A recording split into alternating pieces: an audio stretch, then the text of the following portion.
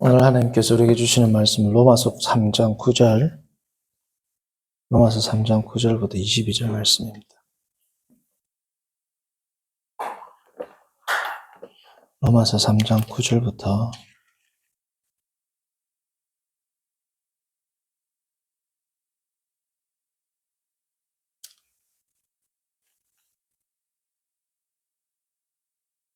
22절 말씀까지 한 절씩 교독하시겠습니다. 3장 9절 제가 먼저 읽습니다. 그러면 어떠하냐 우리는 나으냐? 결코 아니라 유대인이나 헬라인이나 다 죄 아래 있다고 우리가 이미 선언하였느니라. 기록된 바 의인은 없나니 하나도 없으며 깨닫는 자도 없고 하나님을 찾는 자도 없고 다 치우쳐 함께 무익하게 되고 선을 행하는 자는 없나니 하나도 없도다. 그들의 목구멍은 열린 무덤이며 그 혀로는 속임을 일삼으며 그 입술에는 독사의 독이 있고 그 입에는 저주와 악독이 가득하고 그 발에는 피 흘리는데 빠른지라. 하늘과 고생이 그 길에 있어 평강의 길을 알지 못하였고 그들의 눈앞에 하나님을 두려움이 없느니라 함과 같으니라. 우리가 알거니와 무릇 율법이 말하는 바는 율법 아래에 있는 자들에게 말하는 것이니 이는 모든 입을 막고 온 세상으로 하나님의 심판 아래에 있게 하려 함이라. 그러므로 율법의 행위로 그의 앞에 의롭다 하심을 얻을 이체가 없나니 율법으로는 죄를 깨달음이니라. 이제는 율법 외에 하나님의 한 의가 나타났으니 율법과 선지자들에게 증거를 받은 것이라. 곧 예수 그리스도를 믿음으로 말미암아 모든 믿는 자에게 미치는 하나님의 의인이 차별이 없느니라. 아멘. 오늘 말씀 제목은 율법 아래의 삶과 그리스도 아래의 삶입니다. 우리가 병원을 갈 때 좋은 병원을 가죠. 좋은 병원은 시설도 좋지만 제일 중요한 게 뭐예요? 좋은 의사가 있는 병원이 좋은 병원. 자, 그러면 좋은 의사는 어떤 의사가 좋은 의사일까요? 병명 그리고 병의 원인을 정확하게 규명하는 의사가 좋은 의사죠. 원인은 규명하지 않은 채 그냥 현상만을 치료하려고 하면 그 의사는 좋은 의사는 아닙니다. 현상만을 치유하려고 하면 치유도 잘 안 될 뿐더러 만약에 치유를 한다고 한들 금방 재발할 수 있지 않습니까? 그런 의미에서 사도 바울은 오늘날 인생에 대해서 정확한 진단을 하고 있습니다. 예수 그리스도의 영, 복음으로 말미암아 새로운 영안이 열리게 된 사도 바울은 정확한 진단으로 말미암아 인간의 진짜 질병이 무엇이고 치료책이 무엇인지를 사도 바울이 로마서를 통해서 규명하고 있습니다. 지금 우리가 읽는 오늘 9절부터 22절까지는 사실은 20절까지가 한 단락이고 3장 21절부터는 이제 새로운 단락이 시작되는데 오늘 제가 이제 설교 내용상 22절까지를 한 겁니다. 3장, 그러니까 1장 1절부터 17절까지가 인사말 혹은 서론이고 1장 18절부터 3장 8절까지가 첫 번째 내용이고 3장 9절부터 이제 20절까지가 3장 9절부터 20절까지는 1장 18절에서 3장 8절까지의 결론부라고 생각하시면 돼요. 자, 1장 18절의 주제는 뭐냐?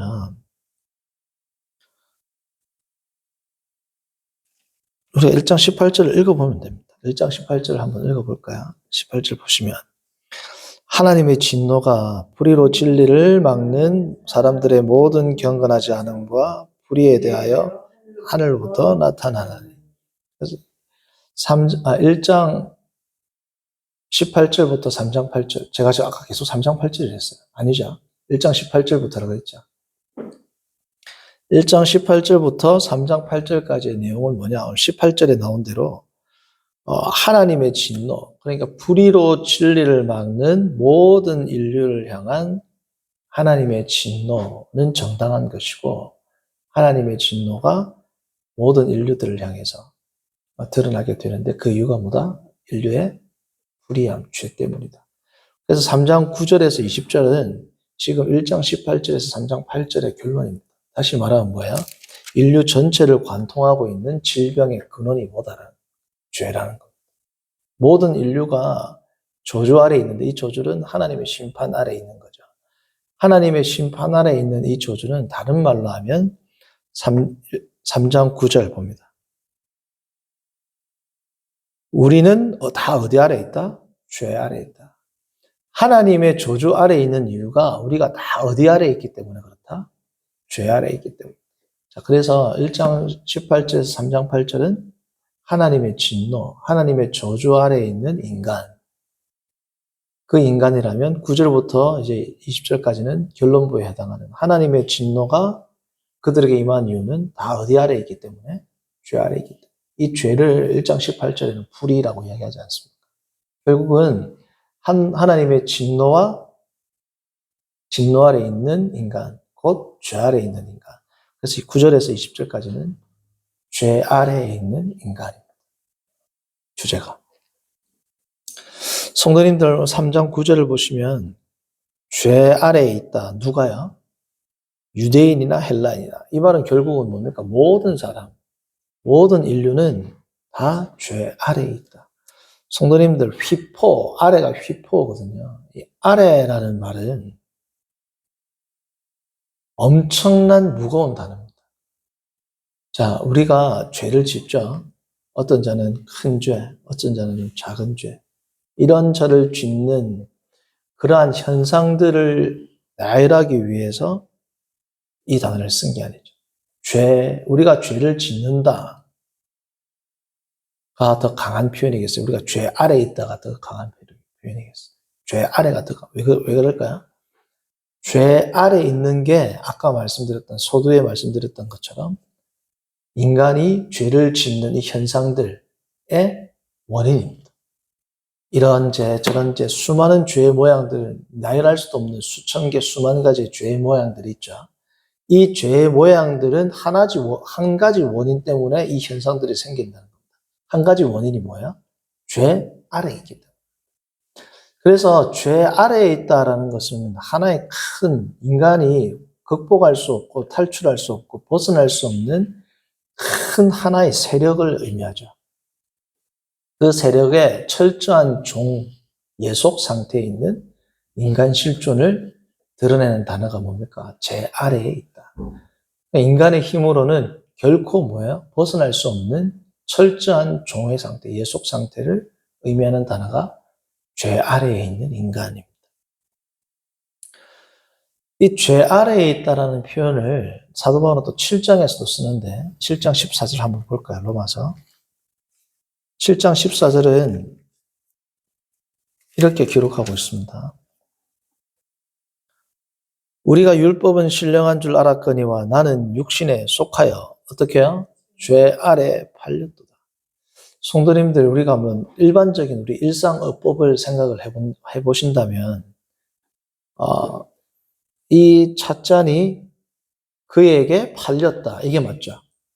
누구누구에게 팔았다. 혹은 누구누구에게 팔렸다. 그죠? 자동차 사러 갔으면 이거 다른 고객에게 뭐야? 팔렸다. 누구누구에게가 맞는 표현이죠. 근데 여기는 뭐라 썼어요? 죄에게 팔렸다가 맞죠, 원래는.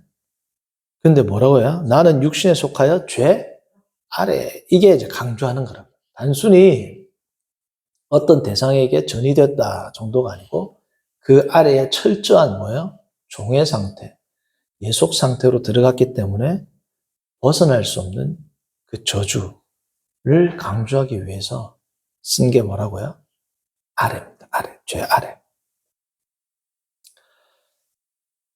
그래서 이 죄 아래에 인간이 있기 때문에 이런저런 어떤 죄의 현상들, 소위 우리가 말하는 자범죄들을 개선하려고 하거나 고치려고 한다고 해서 그게 고쳐질까요? 안 고쳐집니다. 그거는 고쳐질지 몰라도 근원으로부터는 계속 다른 죄의 양상들이 나와야 한다. 나온다. 그래서 이 근본적인 질병, 이 죄라는 것은 사실은 죽음보다 인간에게 있어서 더 근본적이죠. 더 철저한 예속 상태를 나타내는 게 죄입니다. 죄와 함께 따라온 게 사망이잖아요. 그렇죠? 그러나 사망은 벗어날 수 있어요. 첫째 사망은 누구에게나 주어지지만 둘째 사망은 벗어날 수 있습니다. 뭐가 벗어나야지? 죄로부터 벗어나야지 사망에서 벗어날 수 있다. 자, 우리가 율법을 보면, 율법 혹은 구약 성경을 보면 하나님께서 이것은 하라, 이것은 하지 마라 라는 수많은 율법들이 있지 않습니까? 이 율법들은 결국은 뭘 고치는 겁니까? 현상입니다, 사실. 율법이 죄 자체를 고칠 수는 있어요, 없어요? 율법이 다루는 것은 인간의 죄성이 아니라 그 현상들.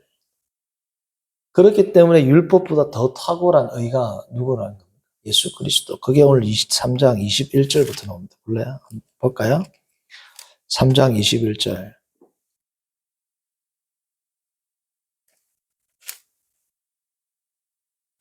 이제는 율법, 뭐라고요? 외에, 달리 말하면 율법 바깥입니다.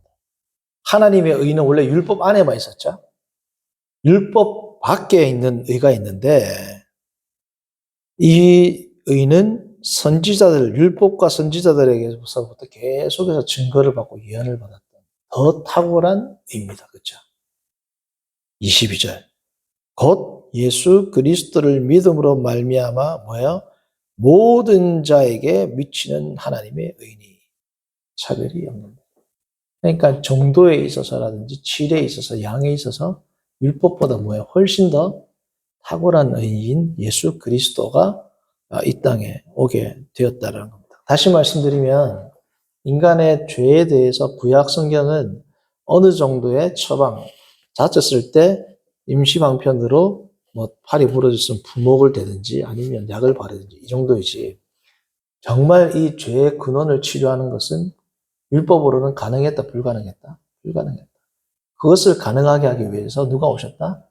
그리스도가 오셨다라는 겁니다. 그러니까 로마서 전체에 흐르는 건 뭐예요? 로마서 주제가 뭐라 그랬습니까? 1장 16절, 17절 복음이죠. 복음이 이 전체를 관통하는 주제인데 복음이 필요한 이유는 뭐예요? 인간이 죄로부터 죄의 예속 상태로부터 벗어날 수 없는 하나님의 진노의 대상이기 때문에 그것을 치유할 수 있는 유일한 방편이 뭐라는 겁니까? 복음이라는 겁니다. 다시 말하면 예수 그리스도의 십자가와 부활, 그로 말미암는 성령, 그로 말미암는 우리의 하나님의 수많은 영적인 복들, 이것들로만이 뭐예요? 우리가 죄의 예속 상태로서부터 벗어날 수 있다는 겁니다. 이게 복음의 능력이고 힘인 거죠. 저희가 예전에 1장을 봤지만 한 번 더 볼까요? 1장 18절. 18절 앞에 생략된 중요한 단어가 있다 그랬습니다. 뭐가 생략됐다 그랬어요? 1장 18절. 왜냐하면. 그러니까 복음이 중요한 이유는 17절 복음에는 하나님의 의가 나타나서 믿음으로 믿음에 이르게 하나니 기록된 바 오직 의인은 믿음으로 말미암아 살리람과 같으니라. 왜냐하면 하나님의 진노가 쭉 나온다. 하나님의 진노가 모든 자에게 임하기 때문에 복음은 하나님의 진노로부터 유일하게 이 진노를 벗어날 수 있는 유일한 방편이 뭐라는 겁니까? 복음, 곧 예수 그리스도라. 이것 외에는 하나님의 진노의 대상에서 벗어날 수 있다, 없다? 없다. 그것이 사도 바울의 내용 아닙니까? 자, 그러므로 우리가 복음, 혹은 그리스도, 혹은 하나님의 은혜를 강조한다는 것은 다른 말로 뭐야? 인간, 혹은 나를 포함한 온 인간이 이것은 인간의 힘으로는 벗어날 수 없는 철저한, 그러니까 예속 상태. 소위 답이 안 나온단 말이에요, 우리가. 하나님이나 예수 그리스도로 말미암지 않고는 이거는 답이 안 나오는 인생이다. 그러니까 하나님의 은혜의 위대함과 그리스도의 복음의 탁월함을 아는 것은 뭐에 필요할까요? 그것을 탁월하게 알면 알수록 인간의 비참함에 대한 이해가 더 확고해지고 깊어진단 말이죠. 그래서 우리가 일상적으로 이런 말을 많이 하지 않습니까? 어떤 이웃이나 어떤 사람을 향해서 저분은 복음이 없는 예수님을 믿지 않는데도 웬만한 성도들보다도 더 선하다. 그 말에 함정이 있는 겁니다. 그렇죠? 예수 그리스도를 믿지 않는 자는 선할 수가 없죠. 가시적으로 드러나는 현상들은 선해 보일 수 있습니다. 근데 그 속사람은 선해요, 안 선해요? 선하다 그러면 복음이 필요가 없죠. 우리가 아무리 선해 보이는 사람이라 할지라도 그 사람도 하나님 앞에서는 추악하고 답이 안 나오는 인생이란 말이에요. 죄로 점철된 죄 가운데 허덕이는 죄 덩어리란 말이에요. 아무리 선해 보여도. 그러니까 그 사람은 불쌍한 사람이고 우리가 복음을 선포해야 될 대상이고 하나님의 은혜를 받아야 할 초라한 인생인 겁니다. 인간에 대한 그러한 입장이 있어야 돼요. 그렇죠? 그래야 우리가 어떤 사람에 대해서 참 선해 보인다라는 말에는 함정이 있다. 그리고 한 20년, 1990년 후반부터 2000년 초중반까지, 아마 중반까지 그랬던 것 같아요. 교회 내에서 특히 이제 청년부를 중심으로 하나의 유행하는 말이 있었습니다. 그 말이 뭐냐면 저도 생각이 나는데요. 애매한 설교보다 내용 없는 공허한 설교보다 우리에게 꽉 찬 감동과 생각할 거리를 주는 영화 한 편이 낫다. 그런 말이 있었어요. 그러니까 공허하고 내용 없는 껍데기 없는 설교보다 참 인간의 아름다움 그리고 참 고상함을 드러내는 영화 한 편, 차라리 그 영화 한 편보다도 못하다 설교가 라는 말이 성도님들 가운데 들어본 분이 있는지 모르겠지만 예전에는 그런 말들이 있었어요.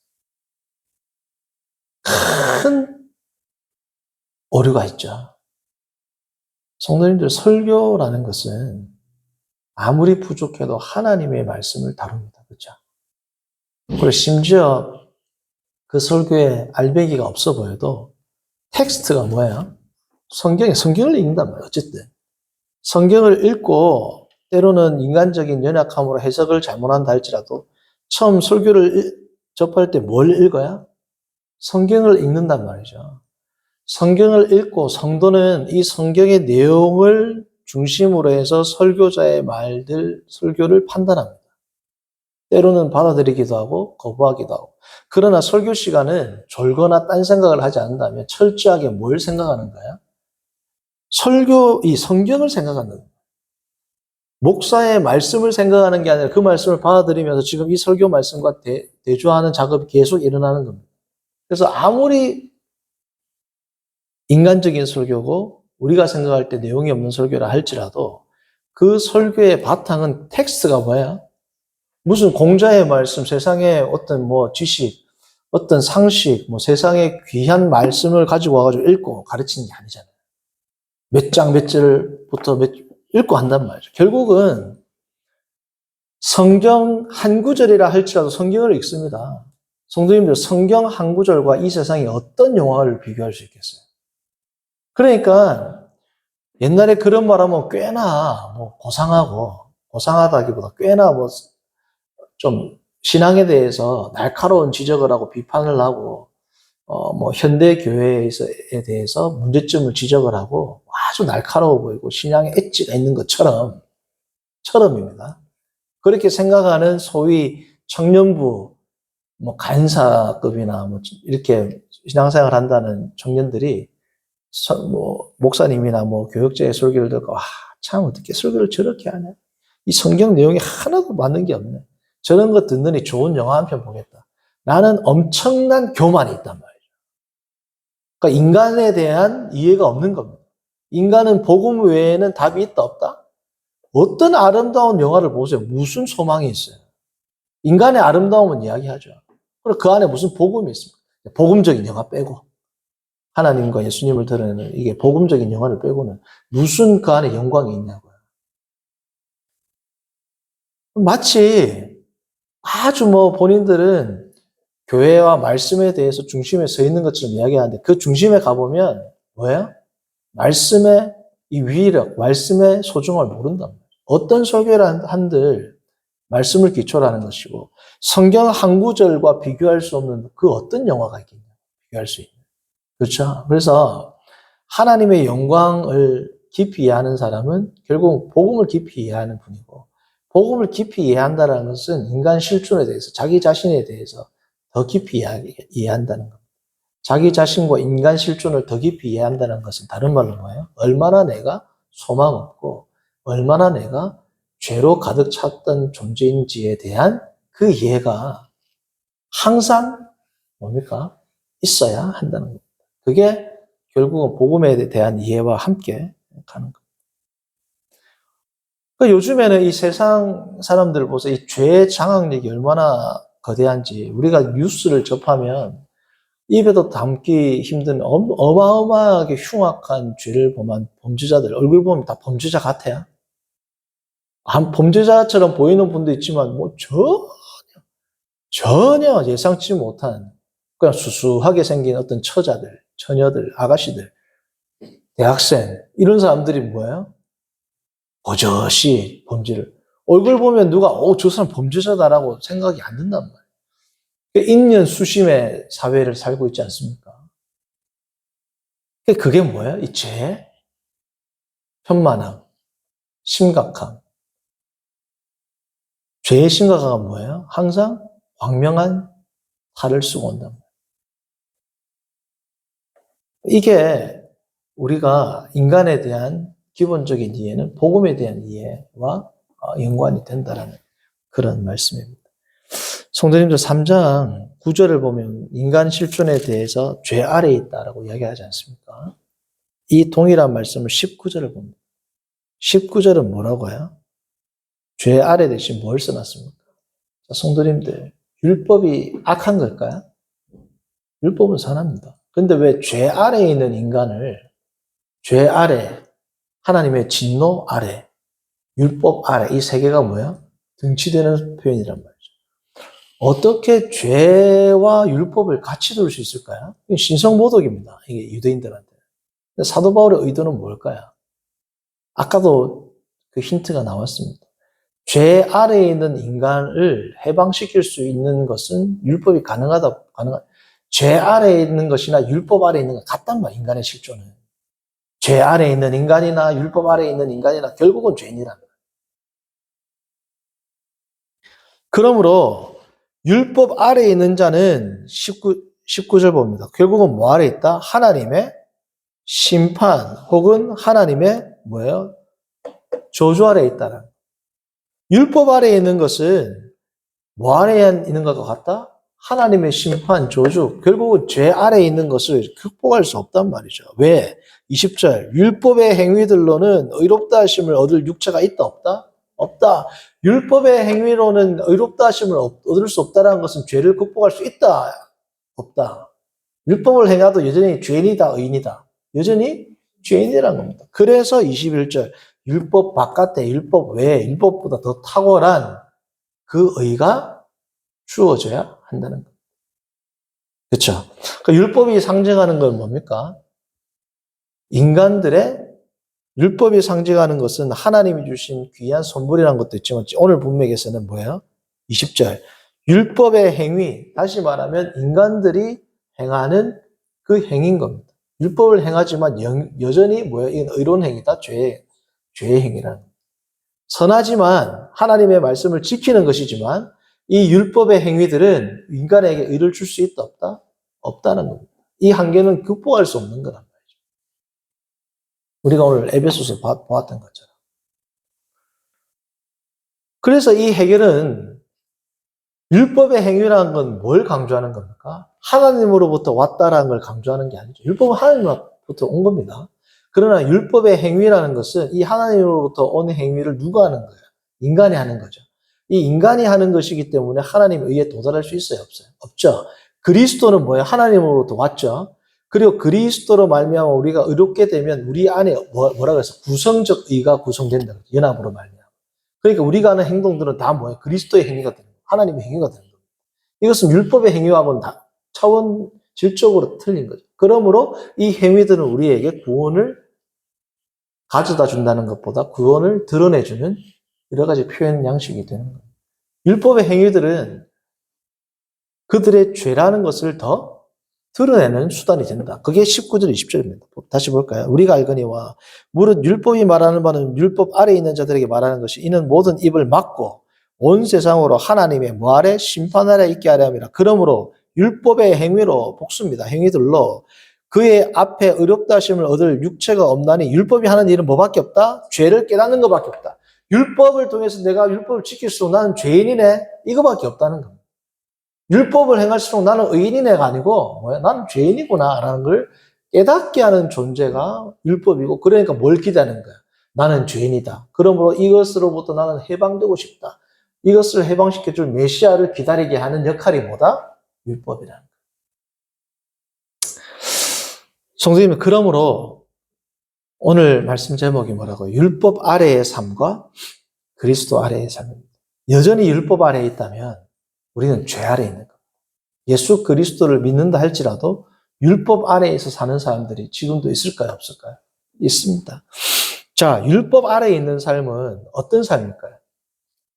우리가 잘 아는 바와 같이 경건한 예배 생활, 헌금 생활, 공예배를 참석하고 새벽 기도를 참석하고 철야 예배를 참석하고 이러한 것들이 거룩한 행위이긴 한데 율법 행위로 전락할 수 있죠.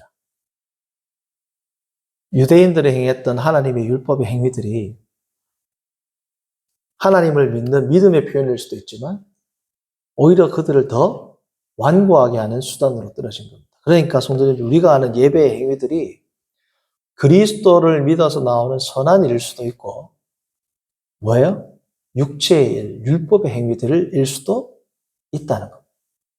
율법의 행위들 이다가 아니고 일 수도 있다는 겁니다. 그리스도의 행위, 그리스도의 일일 수도 있고 율법의 일일 수도 있습니다. 자, 이걸 어떻게 우리가 판가름할까요? 어떻게 우리가 분별할 수 있을까요? 율법의 행위들로 전락하는 경우는 우리 너무 잘 알죠. 바리새인처럼 되는 겁니다. 내가 더 우월하게 되었구나. 다른 사람들을 정죄하고 마치 바리새인들이 하나님, 저는 저 세리와 다르게 하신 것을 감사합니다. 저 더러운 세리와는 달리 나는 하루에 3번씩 금식하고 일주일에 3번씩 금식하고 11조를 드리고 이런 식으로 뭐예요? 자기 우월에 빠지고 자기 교만에 빠지는 것은 신앙생활을 하면 할수록 뭘 쌓는 거예요? 그리스도의 일을 쌓는 게 아니고 율법의 행위들을 쌓는 것이 되는 겁니다.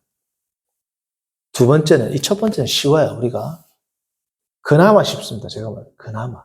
그나마 자기 자신을 보고 잘 이렇게 판단할 수 있어요, 없어요? 있거든요. 내가 신앙생활 하면서 더 교만해졌네?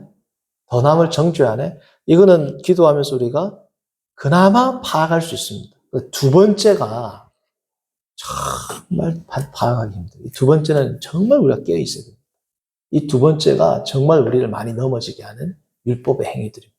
왜냐하면 겉으로 볼 때에는 너무 성령의 행위, 그리스도의 행위처럼 보이기 때문에 뭐냐 하면 사실은 오늘 이거의 이제 주제입니다. 이걸 말하려고 이야기를 한 거예요. 정말 성령의 감동에 아래에 있는 것 같은데 율법 아래에 있는 것처럼 보이는 게 뭐냐 하면 성도님들, 우리가 죄를 짓죠. 죄를 짓는데 그 똑같은 죄를 다시 안 지어요. 계속 짓죠. 예를 들면 내가 저 사람한테는 절대 화를 안 내야지. 또 내고 회개하고 또 내고 회개하고 또 내고 계속 반복이 되죠. 자, 그러면 어떤 마음이 들까요? 자, 성도님, 우리가 죄를 지었을 때 죄의 비참함, 통렬함, 정말 자기 자신이 정말 비참하게 느껴지는 것. 이것은 성령이 주시는 감동이죠. 성령이 주시는 감동일 수도 있고 율법이 주는 감정일 수도 있습니다. 성령이 주시는 감동일 수도 있고 율법이 주는 감정일 수도 있어요. 예를 들면 예수님을 안 믿는 사람들도 자기가 잘못을 자책해야 하네요. 그러니까 이걸 그럼 어떻게 구별할까요? 성령이 주시는 감동과 율법이 주시는 이 느낌을 어떻게 구별할 수 있을까요? 그것은 언뜻 보면 구별할 수 없을 만큼 비슷합니다. 근데 내가 이거를 통해서 어떻게 나아가는지를 보면 알 수 있어요. 자, 성령으로 말미암는 감동을 하기 전에 육체적인 일이 되는 이 자기 자신에 대한 자책과 그리고 비참한 감정은 어떻게 나가느냐 두 가지로 나타납니다. 첫 번째, 똑같은 죄를 계속 지으니까 나중에 어떻게 돼요? 처음엔 비참하죠. 근데 또 비참하고 또 비참하고 또 비참하니까 어차피 이래 될까 막 아야 계속 하자. 이거는 뭐야? 육체적인 자기 절망입니다. 나는 어차피 해결이 안 되니까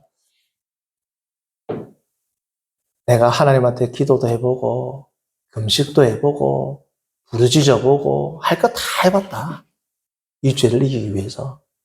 근데도 안 되네. 이 부분은 안 되는가 보다. 포기하는 경우. 자, 이거는 성령 하나님 주시는 걸까요? 아닙니다.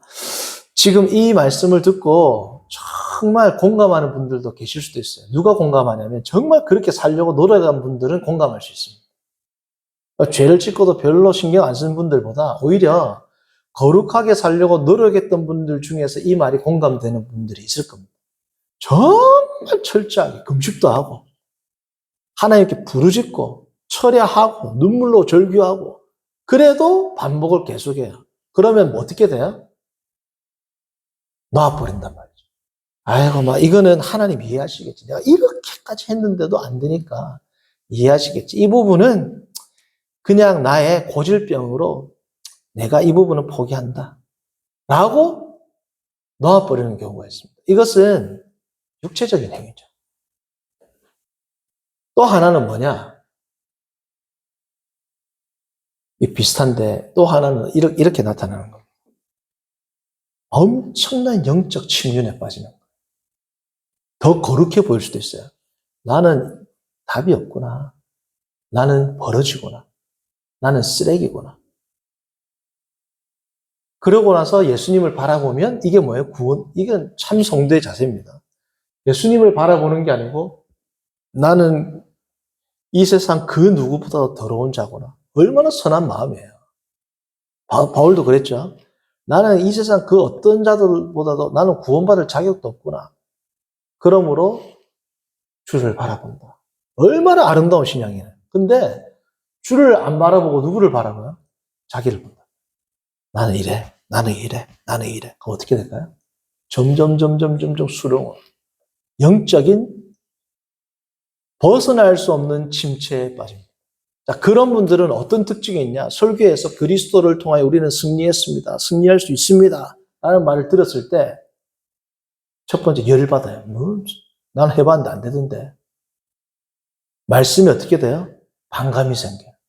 두 번째, 이거는 저 사람한테는 되지 내한테는 안 된다. 해봤는데 됐어요? 안 됐어요? 안 되니까. 그러니까 자기 자신을 자학하게 돼요. 자기 자신을 자학하니까 하나님으로부터 점점 멀어지게 돼요. 왜 멀어질까요? 아니, 나도 양심이 있지. 한 번, 두 번 회개하지. 똑같은 걸로 또 잘못했습니다. 내일 또 잘못했습니다. 모레 또 잘못했습니다. 나도 하나님 뵐 낯이 있지. 겉으로 보면 엄청 거룩해 보여, 안 거룩해 보여? 근데 하나님 뵐 낯이 있지 이 생각 자체가 교만한 겁니다. 우리는 하나님 뵐 낯이 없기 때문에 하나님 우리에게 구원을 주신 것이고 내 수준이 지금 이 수준이라는 걸 딱 인정을 해야 돼요. A라는 사람이 어떤 B라는 죄에 계속 넘어집니다. 계속 기도해도 넘어져요. 자기가 너무 괴로워해요. 그러나 넘어지는 게 지금 자기 수준이란 말이에요. 냉정하게 말하면. 그렇죠? 그럼 그 수준에서는 내가 하나님의 낯을 뵐 면목이 없다라고 돌아서는 것, 그게 교만이란 말이죠. 나는 이 수준이기 때문에 오히려 어떻게 돼요? 하나님을 더 봐야 되겠구나. 자, 마지막 단계. 이것 머리로 난 다 압니다. 전사님, 목사님, 나 이 말 머리로 다 압니다. 그런데 머리로 아는 것과 이게 계속 이게 반복되면 어떻게 될까요? 자포 자기의 상태입니다. 자, 정말 죄 철저하게 싸워도 받고 절망도 해봤고 절규해봤는데 지금도 벗어나지 못하는 자기의 연약함과 죄 때문에 혹여나도 좌절하는 분이 계시다면 지금 이 설교도 위로도 안 될 만큼 침륜에 빠진 분들이 계시다면 할 수 있는 것은 뭐밖에 없을까요? 제가 하나 권면드립니다. 히브리서 12장 2절. 히브리서 12장 2절.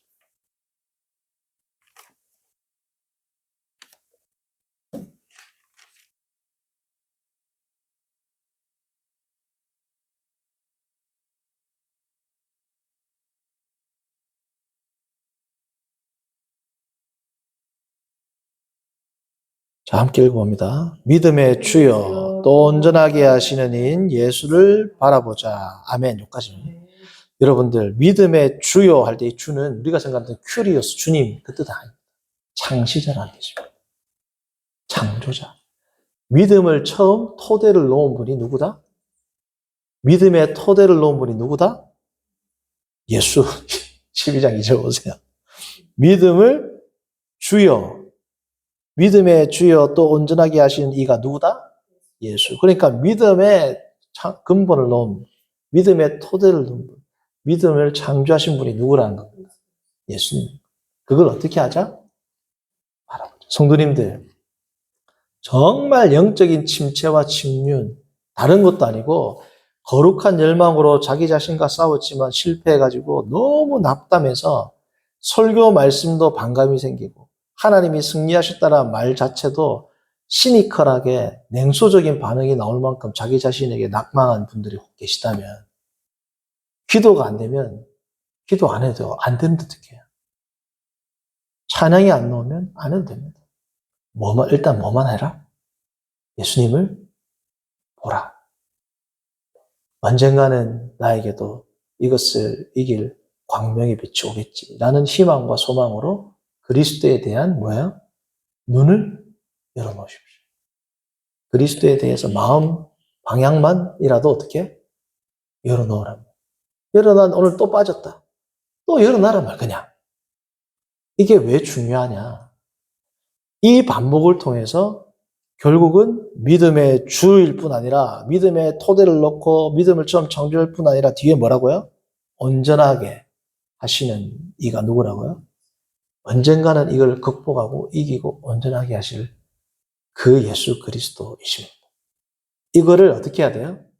믿어야 돼요. 성도님들 믿음은 뭐예요? 처음에 예수님 안 믿다가 예수님 믿을 때 어떤 메커니즘을 통해서 믿습니까? 아, 예수님이 있는가 보다. 아니면 한번 믿어보자. 그 말은 뭐예요? 나의 경험 말고 복음을 받아들이는 단계. 그게 믿음의 시작입니다. 믿음의 시작도 나의 생각이 아닌 복음을 받아들이는 것이 믿음의 시작이었죠. 영적인 침체에 빠진 분도 마찬가지입니다. 지금 나의 경험, 이때까지 넘어진 경험, 이때까지 나의 삶을 의지하는 게 아니고 지금 믿음의 주여 또 온전케 하시는 이인 예수를 바라보자라는 이 말씀을 뭐야? 받아들여 보십시오. 처음 예수님을 믿을 때 했던 것처럼 이 말씀을 어떻게 해요? 받아들이고 안 돼도 의지해 보라는 말이죠. 이게 왜 중요하냐? 성도님들 제가 예전에 외국에서 이렇게 기독교 상담 사례를 쓴 글을 봤어요. 기독교 상담. 그래서 목사님들이 글을 쓰는데 외국은 우리나라하고는 다르게 엄청나게 이 음란 동영상에 대한 기독교적인 해결을 위해서 많은 자료들, 연구들, 이렇게 그리고 임상 실험한 것들 다 나오거든요. 어떻게 하면 복음으로 이길 수 있을까? 그러한 컨퍼런스도 열립니다. 컨퍼런스. 부흥회, 우리로 말하면 사경회인데 음란을 이길 수 있는 그것만 몇 박 며칠 한단 말이에요. 성경으로 깊이 이렇게 탁월한 설교자들이 와가지고 그 주제로 설교를 합니다. 그런데 거기에서 목회하셨던 서던 베프티스트, 미국 남침례 교회에서 졸업하시고 아주 경건한 목사님이 목회를 하시는데 그분이 상담했던 엄청나게 거룩한 한 성도가 있었어요. 근데 이 성도가 결론부터 말씀드리면 음란 동영상을 극복했다 못했다? 했습니다. 했는데 몇 년 걸렸냐면 35년 걸렸어요. 35년. 극복하는데 몇 년 걸렸다? 35년 걸렸다.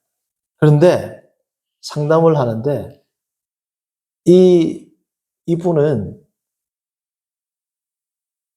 그 교회에서도 이름만 말하면 하여튼 그 지역에서도 엄청나게 거룩하고 성결하고 한 아내만을 사랑하는 남편으로 살았대요. 자, 그런데